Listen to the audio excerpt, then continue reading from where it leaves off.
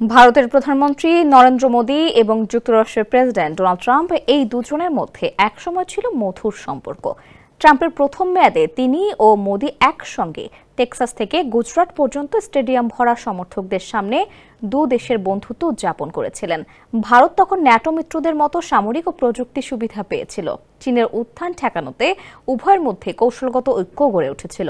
2024 সালের European council on foreign রিলেশনসের এক জরিপে দেখা যায় 84% ভারতীয় মনে করতেন ট্রাম্পের ফিরে আসা ভারতের জন্য ভালো। কিন্তু বর্তমানে ট্রাম্প মোদির বিরোধ চরম আকার নিয়েছে, যা কিনা ভারতীয়দের আশা ভঙ্গ করেছে। দুই নেতার সম্পর্কের তিক্ততা ফুটে ওঠে হোয়াইট হাউসে মোদির গত ফেব্রুয়ারির সফরকালে ট্রাম্পের আচরণে। স্যান্ডেলিনা সো, রূপচর্চায় আভিজাত্য।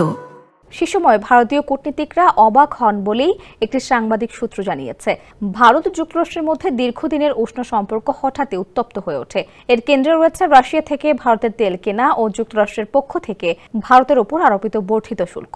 গত 4 আগস্ট নিজের সোশ্যাল মিডিয়া প্ল্যাটফর্ম ট্রুথ সোশ্যালে মার্কিন প্রেসিডেন্ট ডোনাল্ড ট্রাম্প হুঁশিয়ারি দিয়ে বলেন, রাশিয়ার কাছ থেকে ভারতের বিপুল তেল আমদানি রুশ যুদ্ধযন্ত্রে অর্থায়ন করছে এবং এর জন্য দেশটিকে 25% চেয়েও অনেক বেশি শুল্ক গুনতে হবে।